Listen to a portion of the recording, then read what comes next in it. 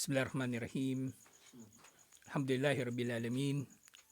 Salatu salam ala syarfil anbiya wal mursalin. Nabiyina Muhammadin wa ala alihi wa sahbihi ajmain. Assalamualaikum warahmatullahi wabarakatuh. So inshallah, tafsir.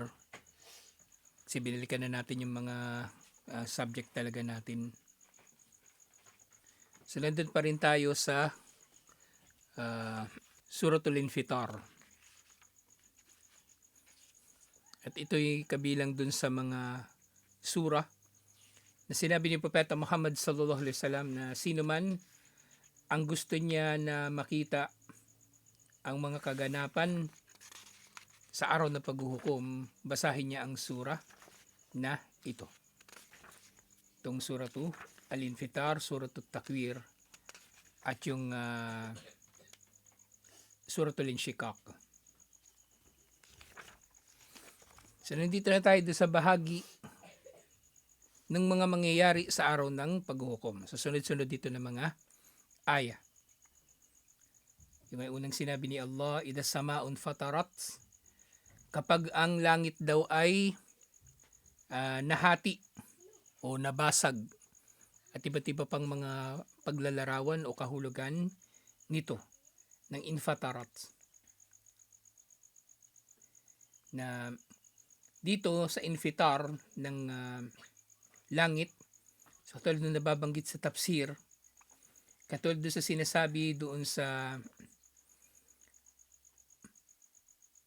chapter 73, as-sama'u munfatirun bihi, at ang langit daw ay magiging basag o magiging hati o kumbaga maghihiwa-hiwalay at iba't iba pang mga pangyayari. At hindi nga ito, kumbaga scientifically, kapani-paniwala ito eh. Ngayon, ilagay natin yung sarili natin sa yung panahon ni Propeta Muhammad sallallahu alaihi wasallam. Kasi hindi pa naman uso noon yung siyensya, di ba?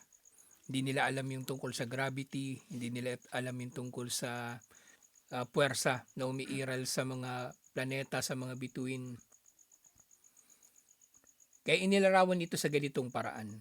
Pero ngayon, na pagtatanto natin, yung pagkakalarawan ni Allah sa pagkabasag ng langit o paghihiwa-hiwalay ng langit, posible pa rin eh, kahit sa makabagong pangunawa. Kasi nga yung mga heavenly bodies, ang bawat isa merong gravitational pull. Kaya yun din yung tumutulong sa kanila kung bakit sila nananatili sa orbit nila, sa iniikutan nila. Yung kapag nawala yung gravity ng mga yun o nagkaroon ng disruption o matalo sila ng anumang bagay na lumapit sa kanila na mas malakas ang gravity, masisira talaga yun, magkakahiwa-hiwala yun. Na ang epekto nito ay mawawasak na. Ganun din kung yung samawat yun, yung tinutukoy ko, outer space. Ngayon itong langit dito sa dunya, yung nakikita natin na may ulap, kung yan mawawasak din o mahati, ganun din, mawawala yung mga ulap. At ang makikita lang natin itim, parang gabi. Kasi wala nang nagre-reflect ng liwanag ng araw. At gayon din makikita natin yung mga bituin, katulad na nababanggit sa iba pa mga aya, tila naglalaglagan. Kasi mawawala na yung gravity nila, kumbaga mawawala na sila ng paghila sa isa't isa. Kumbaga kung saan na lang yung mapupunta. Kakalat, parang alikabok. Kapag maaliwalas dito yung hindi maulap, tanaw mo yung yung daming bituin, di ba? Ngayon kung bigla na lang dulutin ni Allah na mangyari na nga ito, idas samaun fatarat, so makikita natin yung magkakalat parang alikabok. Ngayon nakikita natin siya stable, hindi gumagalaw. Pero actually mga bituin na yan, since umiikot yung mundo, gumagalaw siya talaga eh. Lumulubog at sumisikat din siya parang araw. Pero kapag nangyari yan, bigla lang yung parang parang alikabok yun na nagkalat. Siyempre mawawala na yung kakayanan ng mundo na sumuporta sa buhay kasi mawawala na yung atmosphere, mawawala na yung oxygen, mawawala lahat. At bigla ring mamamatay ang tao. So hindi na nila ito maobserbahan din. Hindi na nila ito maobserbahan. Kahit nga yung buwan may epekto yan sa mundo eh. Diba, may gravitational pull din ng buwan sa mundo. Na kung saan nakatapat o pinakamalapit yung buwan, doon pinakamataas yung tubig sa dagat. Kasi hinihila ng gravity ng buwan. Mahina yung gravity ng buwan, pero meron pa rin itong epekto sa mundo. At iba't iba pang mga paglalarawan dito na sinimulan ni Allah sa pagkakahati sa mundo. Pagkakahati sa langit, kumbaga. Siyempre, binanggit din dito, Wedal kawakibun tatharat, yung kapag nagkalat daw yung mga bituin, na nabanggit ko nga rin kanina, mawawala yung gravity nila bilang halimbawa. Maglalaglagan na lang, makikita natin tila naglalaglagan o sa iba't ibang direksyon magpupunta. Wedal biharo fujirat, at kapag ang mga dagat daw ay sumabog o nagliyab o nag-apoy. At posible nga na mangyayari yan kasi kapag nagputukan yung mga bulkan na nasa mga dagat, yung lava na dumadaloy o dudulutin din yan na magliliyab yung dagat. Lalo na dito sa Pilipinas, di ba? Nandito tayo sa tinatawag na Pacific Ring of Fire. Sa paligid nito, California sa US at iba pang mga bansa, Japan lalo na, maraming bulkan sa atin eh. Maraming bulkan. Kung sabay-sabay yun magputukan. At ang laban nun naabot sa dagat. At yung dagat mismo, meron ding bundok. Sabi nga nila dun sa Philippine Sea. Yung Philippine Sea, yung yung nandun sa Quezon. Meron daw dong malaking bulkan na tulog. Meron dong malaking bulkan na tulog. Paano kung nagising yun? So, yun mismo, maglalabas ng lava. At kada labas doon ng lava, kukulo yung tubig ng dagat. O di para din siyang, ito na nga, Fujirat. Para siyang sumasabog, parang kumukulo, nagliliyab, nag-aapoy. Samantalang tubig yun. Ito, posible talagang mangyari. Kasi, kung nakikita natin ngayon yung kapangyarihan o yung enerhiya, yung enerhiya ng mga physical na mga nangyayari, mas matindi pa doon ang kapangyarihan ni Allah. Yung nga lang bagyo nabanggit ko na ito nung nakaraan sa inyo. Inisip ko nun, ba't di nalang bombahin yung mata ng bagyo? Ba nuclear? Yung pala hindi kakayanin talaga ng tao. Kahit pagsamasamahin pa yung nuclear ng tao, hindi nila magagawa na maapektuhan yung bagyo. Magkakalat lang yung radiation. Pero hindi nila malulusaw yung bagyo. Sa sobrang laki ng enerhiya nito. Kaya tingnan mo yung bagyo, ang layo ng tinatakbo nun mula Pacific, tatawid ng Pilipinas. Makakarating pa yun ng China, ng Vietnam. Saka lang siya malulusaw. Sa sobrang tindi ng kanyang enerhiya. Dumaan pa siya dito sa lupa. Yung uwan nga, di ba? Yung uwan. Inaasahan natin malulusaw sa Cordillera, sa Sierra Madre, sa Caraballo. Pero hindi, nung nakatungtong na naman siya ng dagat, doon siya mas lumakas eh. Yung malakas na hangin, mas malakas yung hangin na sumunod eh. Sunod na gabi, nakaano na naman siya. Parang ang yung nakita ko yung emong. Titingnan ko yung mga binagsak ng emong. Parang minsan di mo ba ipaliwanag din na parang may kamay yung bagyo yung hangin. Kung gusto yung baloktotin yung bakal, kaya niyang baloktotin eh. Titingnan ko yung masjid na yan, di ba? Tagus-tagusan naman yung hangin dyan. Di ba? Pero bakit nagliparan yung bubong? Bakit yung bakal bumaloktot pa? Tagus-tagusan naman yung hangin. Lalo din sa yung anong gasolina niyo, sea oil. Di ba dapat tagus-tagusan na yung hangin dun? Binuhat pa yung, parang binuhat ng kamay eh. Tapos binaligtad. Kaya yung kontrolado talaga ni Allah ang lahat. So yun, napakaliit pa lang yun na, kumbaga, pagpapakita ng kapangyarihan ni Allah. Paano pa ito? Apektado na yung buong kalawakan. Kaya yung kalokohan ng kuffar, di ba tuwinang merong pelikula ng pagkagunaw ng mundo? Yung kuffar may plano na eh. Punta silang ibang planeta, gagawa silang spaceship. Hindi nila magagawa yun. Yung plano nilang pupuntahan nilang tatakasan nila, wawasakin din yun ni Allah. Kahit anong gawin nilang takas. Actually, may mga ganyang, yung mga pinapakita sa pelikula. Pinatutupad nila ngayon yan. May mga plano na silang ganyan talaga. Meron ng mga tao, meron silang mga bahay sa ilalim ng bundok sa mga kuweba. Ang kapal ng buhos nun, ilang metrong buhos.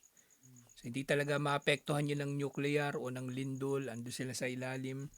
Yung pagkain nila pang ilang taon, kuryente, may mga nakatago silang battery. Kahit anong gawin nilang tago dun. Yung bundok mismo na yun, gugunawin ni Allah eh. Papatagin nga ni Allah yung buong mundo eh. Kahit anong gawin nila. O tatakas sila papuntang ibang planeta.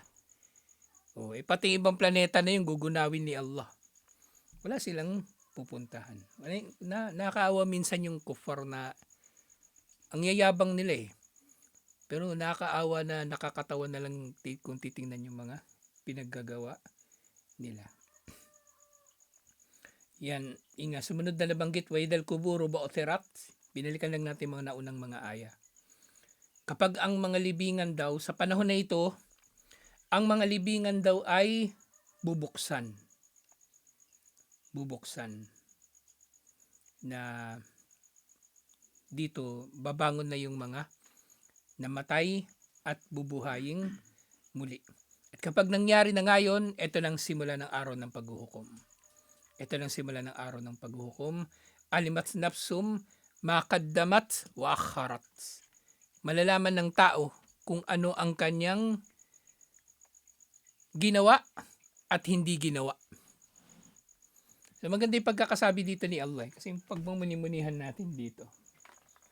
Diba sabi niya, malalaman daw ng tao. Bakit hindi ba alam ng tao yung ginawa niya? Posible eh. Kasi maaring tinatanggi ng tao. Sabihin ng tao, hindi ko ginawa yan. Hindi naman ako nag-shirk eh. Hindi ko ginawa yan. Hindi naman ako nagdakaw. Hindi naman ako nagdugas. Hindi ko ginawa yan. Papakita sa kanya yung listahan niya. No. Ginawa mo yan. Ganitong petsa, ganitong oras, ganitong minuto, ganitong segundo. Lalo na ngayon, di ba? May video na. Na-invento na ngayon yung video. Kung yung tao na invento niya yung video, si Allah mas may kakayanan siya doon. Ipapakita niya ay may ayaw kong isipin na may video si Allah eh. Pero pwede niyang gawin 'yun, 'di ba? Pwede niyang gawin eh. Ay may video na ginawa mo 'yan. Ayan patunay Kung ngayon 'di ba nahuli mga kriminal sa CCTV, kayang gawin ni Allah 'yun eh. Yun eh, ikaw binulsa mo yung pera tapos sasabihin mo hindi mo alam. Malalaman ng tao. Kaya ang ganda ng pagkakasabi dito, alimat nafsum makaddabat wa akharat. Malalaman daw ng tao yung ginawa niya at hindi niya ginawa. Kasi ang kasalanan, ang akala ng tao kasi sa kasalanan, akala ng tao yung kasalanan, yung paggawa lang ng masama. Pero hindi.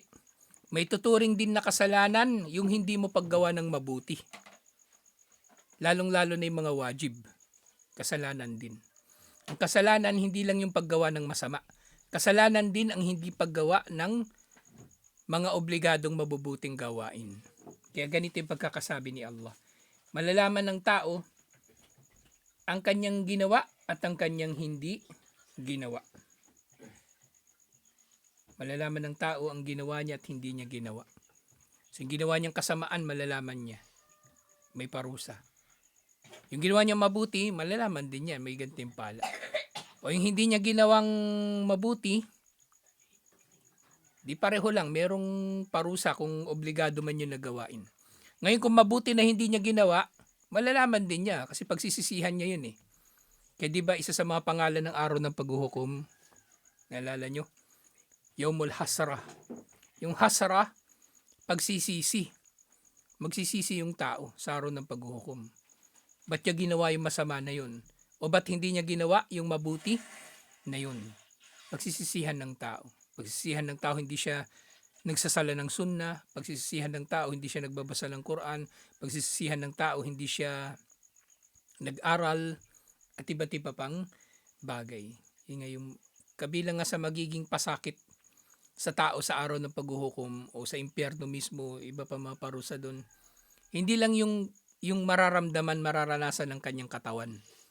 Pati psikolohikal. Galit. Inggit.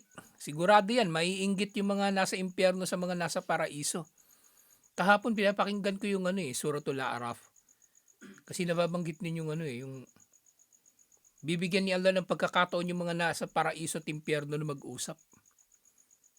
Sabihin mo nga nasa paraiso, sa mga nasa impyerno. O natagpuan ba ninyong pangako ng inyong Panginoon na nagkatotoo? O di ba ang sakit sa damdamin nun ng mga nasa impyerno. Totoo pala. Nagsisisi sila ngayon. Ang tindi ng pagsisisi nila. Tapos yung mga nasa paraiso pa, yun pa yung mga tinatawanan nila noon. Minamaliit nila. Nilalait nila. Sinasabi nila, walang kwenta yung ginagawa niyan. Tutuwad-tuwad. Walang kwenta. O ngayon, nasan siya ngayon? O, nasa impyerno. Yung tutuwad-tuwad nandun sa paraiso. Baka nga ipapakita pa ni Allah yung yung kasama niya magandang babae. Di lalo maiinggit yun. Lalo maiinggit. Maaring yung ngayon, di ba, nag-i-improve na yung teknolohiya. Di ba nakikita natin ngayon yung mga vlogger. Iniinggit nila yung mga tao Yung mga mayayaman, iniinggit nila yung mga tao. O may kotse na naman ako. O nabili ko itong bagong bahay. Tapos yung isa, laging bago yung asawa.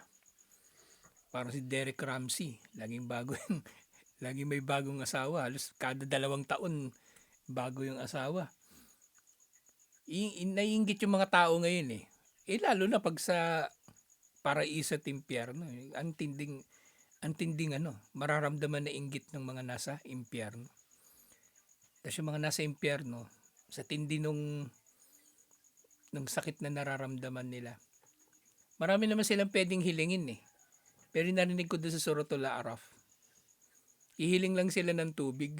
Pwede yung ba kami bigyan ng tubig? Pero sasabihin ng mga nasa paraiso, hindi pwede, pinagbawal yan sa inyo ng Panginoon. Biruin mo yan, ang dami nilang pwedeng hilingin, tubig lang. Kasi iniisip nila, ang hihilingin nila yung pinakamaliit na pwede nilang hilingin, baka mapagbigyan. Pero hindi pa rin pinagbigyan. Lalong sasama na naman yung damdamin nun. Lalong sasama yung damdamin nun. Yung pakiramdam nga raw talaga ng di ba, yung atake sa puso. Madalas yan inuugnay nila sa stress o sa kalungkutan, yung matinding damdamin. Totoo nga. May mga inaatake sa puso na wala namang nangyari sa kanila na masama. Basta inatake lang sa puso. Pero marami sa inaatake talaga sa puso, nararamdaman nila yun dahil sa matinding damdamin. Sobrang tuwa, sobrang lungkot, sobrang galit, yung inaatake sa puso. Meron pa nga napapabalita, di ba, mga inaatake sa puso habang nakikipagtalik, inaatake sa puso. May ganun. May kinalaman sa damdamin, yung paghihirap na malalaman nila. Kaya napaganda tong aya nito. Alimat nafsum makaddamat wa kharat. Malalaman ng bawat isa kung anong kanilang ginawa at anong kanilang hindi ginawa. Kaya samantalahin natin lahat yung pagkakataon na gumawa ng mabuti. At ganun din pagkakataon na lumayo sa masama. Alhamdulillah. Sa sumunod na bahagi, sabi ni Ibn Kathir rahimahullah, la yanbaghi lil insani an yansallaha. Hindi marapat sa tao ang kalimutan si Allah. Dapat maalala natin palagi si Allah. Dapat maalala natin palagi si Allah. So yun yung di ba? Yun yung khutbah kahapon. Yung pag-aalala kay Allah. Pero syempre nga yung pag-aalala kay Allah, hindi lang yung sinasabi. Hindi yung sinasabi lang. So, dapat naalala mo si Allah na kapag gagawa ka ng masama, pipigilan mo, hindi mo itutuloy. Pag gagawa ka ng mabuti, itutuloy mo pa kasi alam mong malulugod si Allah. Yun ang din. Yun yung isa sa mga pag-aalala kay Allah. Hindi lang yung salita. Astaghfirullah, subhanallah. Kapag meron kang ipipilit sa mga tao, sasabihin mo lagi, wallahi, mababanggit lang niya si Allah kapag meron siyang pinsalang gagawin sa tao Pero ang umamin sa kasamaan niya, hindi niya mababanggit si Allah o ano pa man. Gagamitin pa niya sa kasinungalingan. So yung pag-aalala kay Allah, obligado sa tao. Ang pinagkaiba ng umaalala kay Allah sa hindi umaalala kay Allah, katulad ng buhay sa patay. Katulad ng buhay, pinagkaiba ng patay at buhay. Sumunod na aya, ya ayuhal insanu magarraka bi rabbikal karim. So dito hindi tinatawag ni Allah yung mga mananampalataya. Ang tinatawag niya yung mga tao lahat-lahat. Hindi lang mga mananampalataya. So pati kuffar, obligado sila na alalahanin si Allah. Kaya sa araw ng paghuhukom, diba, parurusahan sila dahil sa shirk at sa kufur. Pero idadagdag sa parusa nila yung mga gawaing pagsamba na obligado sa mga Muslim na hindi nila ginawa. Kasi dagdag na yun sa hindi nila ginawa eh. Kaya nga dito yung unang aya, di ba? Alimat nafsum makaddamat wa akharat. Malalaman ng tao kung anong ginawa niya at hindi niya ginawa. Kasi makakamit niya ang gantimpala ng anumang ginawa niya at makakamit din niya ang gantimpala ng anumang hindi niya ginawa.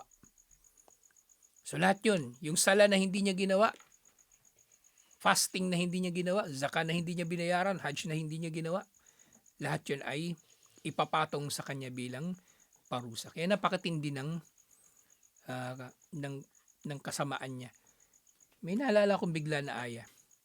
Al-munafikuna fil darkil asfali minan nar. Ang mga munafik daw ay nasa pinaka-kaila-ilaliman ng impyerno. Pinakailalim, yung mga munafik. Tapos sabi ng mga scholar, sabi sa tafsir, ganun ang sinabi ni Allah kasi sila yung pinakamasamang tao eh. Mas masahol pa sila sa kuffar. Mas masahol pa sila sa kuffar. At meron daw magiging 4 na level yung impyerno. Depende sa kalagayan ng tao sa kanyang pananampalataya dito sa mundo. Yung mga kuffar na pinakamalalim yung munafik. Sumunod yung mga murtad. Pangatlo, yung mga kuffarul asliyin. Ito yung mga Buddhist, mga Hindu. Tapos nasa ibabaw naman nila yung mga Kristiyano tsaka mga Hudyo, Ahlul Kitab. Sa mga kuffar pero syempre papasok pa rin naman sa impyerno yung Muslim na makasalanan eh. So nandun sila sa ibabaw nila.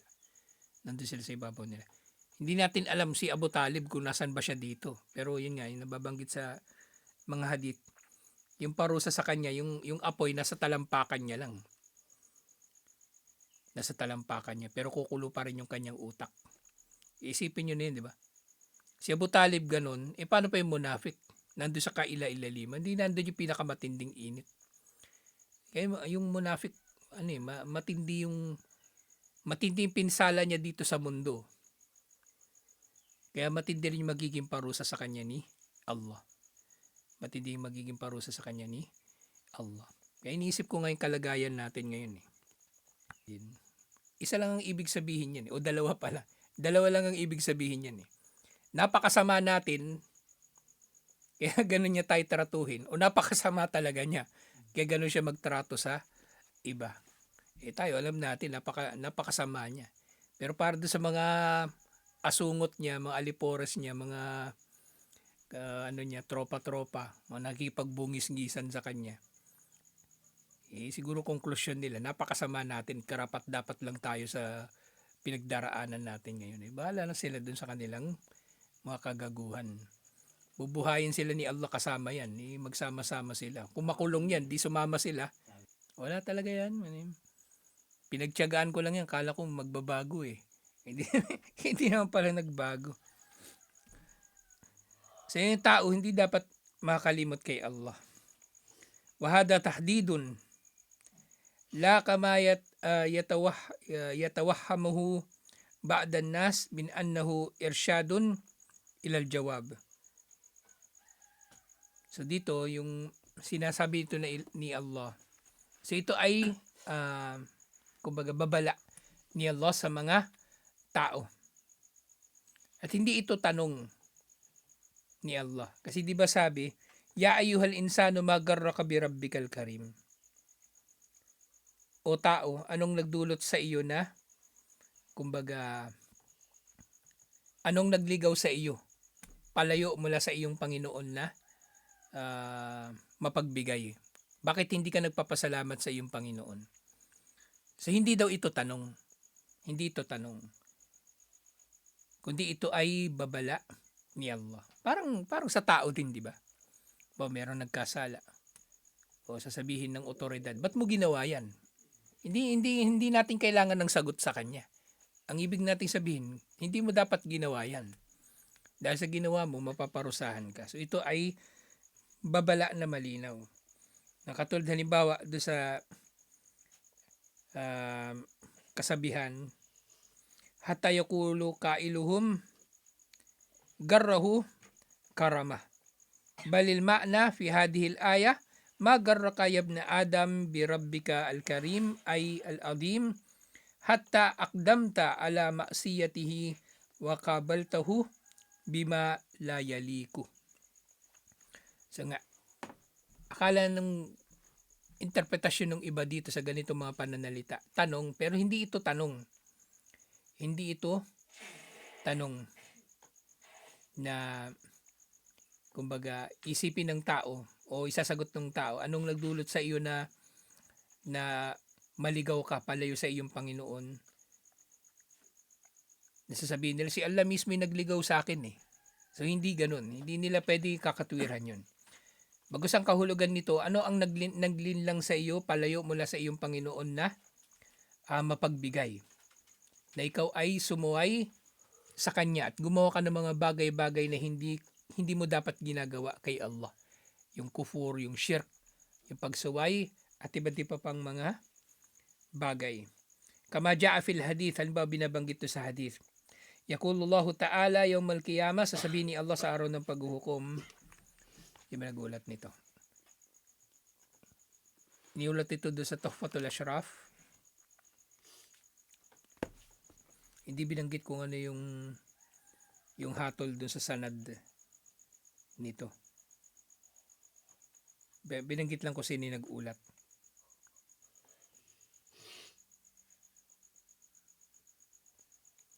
So nabanggit ito doon sa Tuhfatul Ashraf, sabi raw ni Allah, hadith qudsi ito. Sasabihin ni Allah sa araw ng paghuhukom. Hindi pala hadith qudsi. Kumaga hadith nabawi lang ito. Yabna Adam, magarakabi, sasabihin daw ni Allah sa araw ng paghuhukom, o Adan, o anak ni Adan, ano ang nagligaw sa iyo palayo sa akin? Yabna Adam, mada ajabta al-mursalin, o anak ni Adan, ano ang itinugon mo sa mga sugo? So itong mga tanong na ito, hindi na ngailangan ng sagot. Hindi na ngailangan ng sagot, kundi ito ay babala o pagpapahayag ni Allah na ikaw nga ay nagkasala, waliyadu billah. So ito yung pagpapatuloy natin sa Suratul Infitar. Alhamdulillah, tutuloy natin iba pa insyaAllah. Assalamualaikum warahmatullahi wabarakatuh.